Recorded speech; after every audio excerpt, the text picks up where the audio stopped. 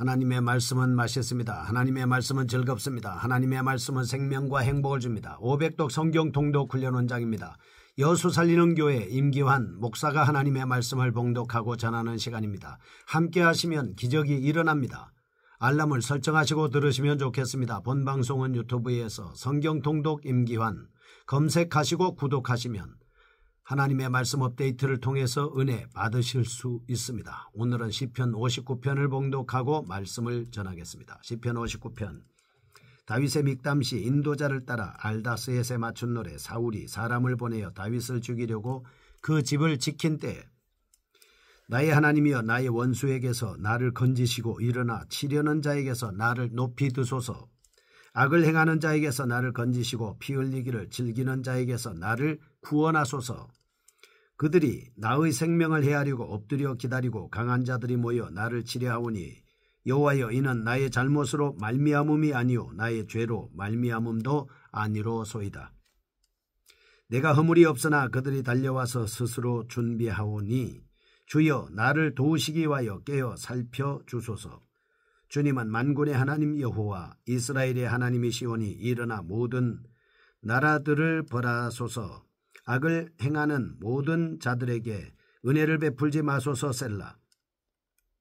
그들이 점으로 돌아와서 개처럼 울며 성으로 두루 다니고 그들의 입으로는 악을 토하며 그들의 입술에는 칼이 써이르기를 누가 들으리오 하나이다. 여호와여 주께서 그들을 비웃으시며 모든 나라들을 조롱하시리이다. 하나님은 나의 요새이시니 그의 힘으로 말미암아 내가 주를 바라리이다. 나의 하나님이 그의 인자하심으로 나를 영접하시며 하나님이 나의 원수가 보응받는 것을 내가 보게 하시리이다. 그들을 죽이지 마옵소서. 나의 백성이 잊을까 하나이다. 우리 방패 되신 주여 주의 능력으로 그들을 흩으시고 낮추소서. 그들의 입술의 말은 곧 그들의 입의 죄라. 그들이 말하는 저주와 거짓말로 말미암아 그들이 그 교만 중에서 사로잡히게 하소서. 진노하심으로 소멸하시되 없어지기까지 소멸하사 하나님이 야곱 중에서 다스리심을 땅끝까지 알게 하소서. 셀라. 그들에게 점으로 돌아와서 개처럼 울며 성으로 두루다니게 하소서. 그들은 먹을 것을 찾아 유리하다가 배부름을 얻지 못하면 밤을 새우려니와 나는 주의 힘을 노래하며 아침에 주의 인자하심을 높이 부르오리니 주는 나의 요새이시며 나의 환난날의 피난처 시민이이다. 나의 힘이시여 내가 주께 찬송하오리니 하나님은 나의 요새이시며 나를 긍휼히 여기시는 하나님이시민이이다. 아멘. 시편 59편입니다. 방패와 피난처 되시는 하나님에 대한 말씀입니다. 시편 58편에 나오는 것처럼 비탄적인 요소를 많이 내포하고 있으나 전반적으로 저주시의 분위기를 드러내고 있습니다. 극도의 위기 상황 속에서 하나님께 구원을 호소함과 아울러 대적들의 파멸을 희구하고 있습니다. 다윗이 사울의 자격들의 손에서 구사일생으로 피한 직후에 본시를 썼다라고 볼 수 있겠습니다. 본서의 배경은 사무엘상 19장 11절에서 18절의 기사와 잘 조화되고 있습니다. 그때 다윗은 사울의 자격에 의해 완전히 포위되어 죽음만을 기다려야 할 상황에 처해 있었습니다. 자객들은 다윗의 집 주변에 매복해 있다가 다윗이 깊이 잠들게 될 시간에 그를 살해할 계획을 세우고 있었습니다. 사울이 다윗을 죽이려 한 까닭은 실로 어처구니 없는 것이었습니다. 다윗이 잘못을 범해서가 아니었습니다. 다윗은 항상 충성스럽게 자신의 직무를 수행하는 충성된 사람이었습니다. 그는 사울의 명령대로 전장에 나갔습니다. 거기서 목숨을 돌보지 아니한 채 적과 싸워 이겼습니다. 골리앗을 잡지 않았습니까? 만일 문제가 된다면 바로 이것이 문제였습니다.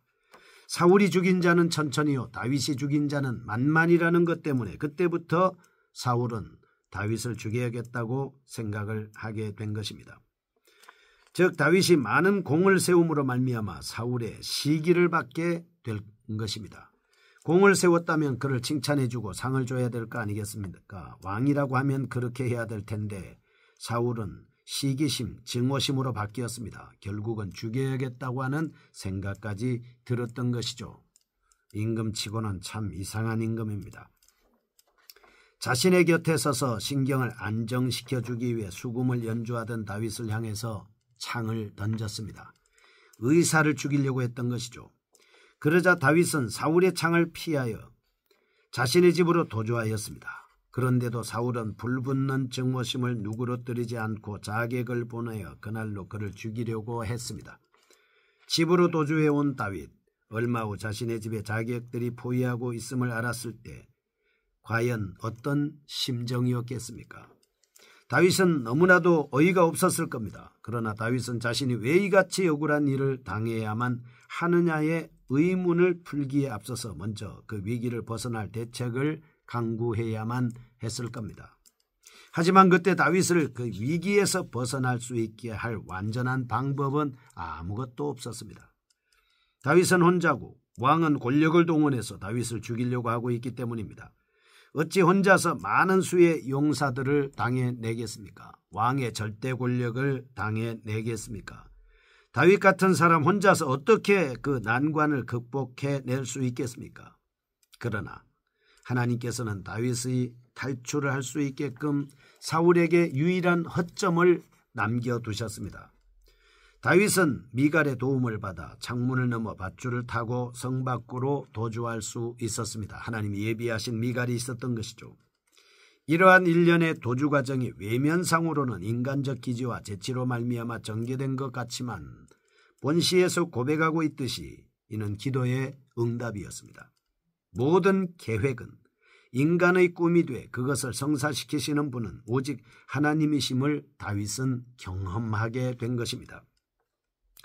이러한 내용을 통해서 첫째, 성도들에게는 자신의 잘못과는 아무런 상관이 없는 애매한 고난이 닥칠 수 있다. 둘째, 애매의 고난을 당할 때에도 묵묵히 참고 하나님을 바라보면서 반드시 기도하고 주님을 찬양하면서 나가면 거기서 벗어날 수 있게 된다라고 하는 사실을 깨달을 수 있습니다. 첫 번째 1절에서 14절입니다. 구원과 징벌을 위해서 하나님 앞에 기도하고 있습니다. 하나님의 개입이 의인에게는 구원으로 나타나는 반면에 악인에게는 심판을 초래하기 마련입니다. 1절에서 4절 구원을 간구하는 본시는 대부분의 초반부가 그러하듯이 환난에서 벗어나기 위하여 하나님께 간구하는 내용으로 시작하고 있습니다. 그런데 여기서 재밌는 묘사를 보여줍니다.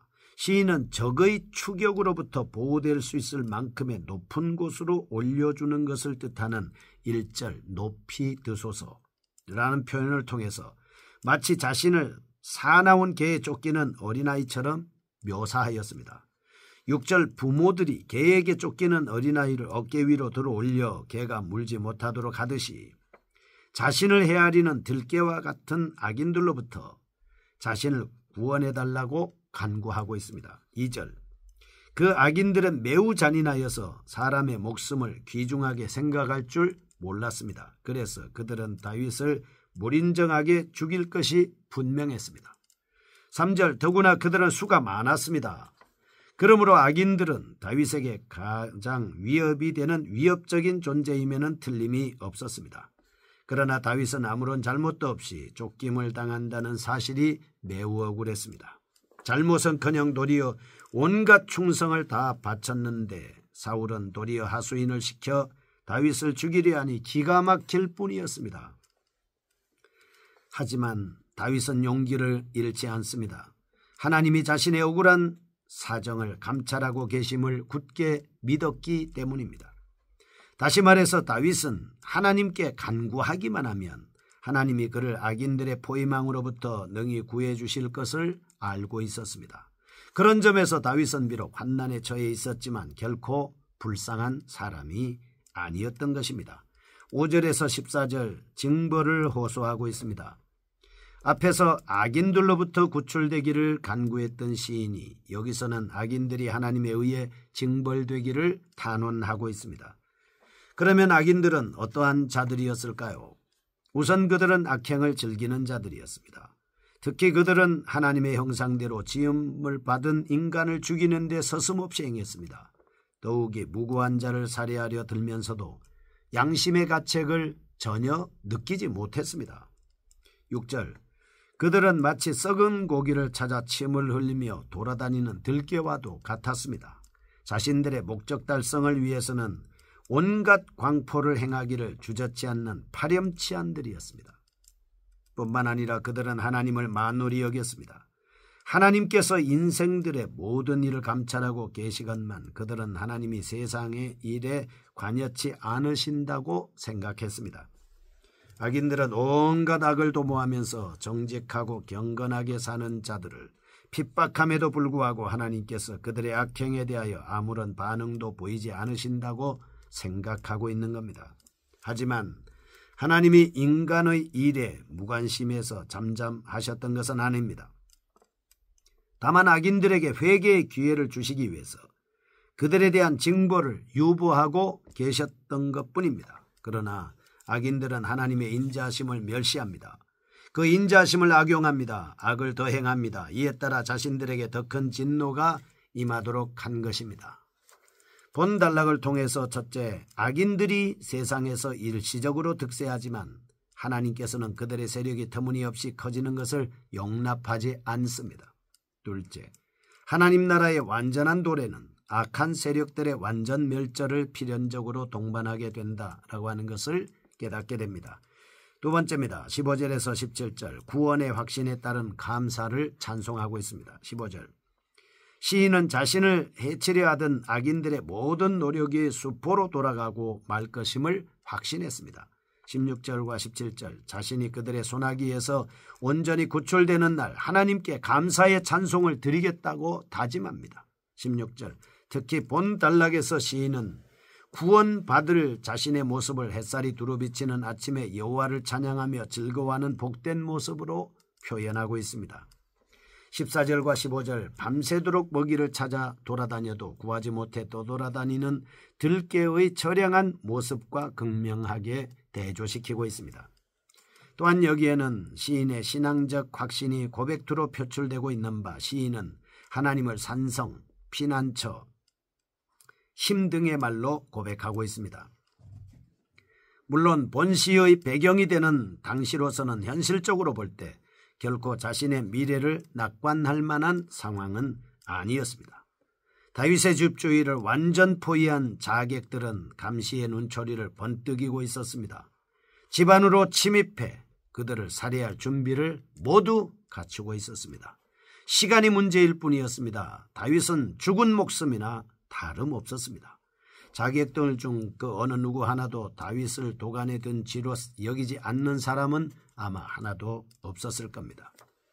그들은 다윗의 파멸을 확신했습니다. 미리부터 자신들의 능력과 꾀를 자랑했을 겁니다.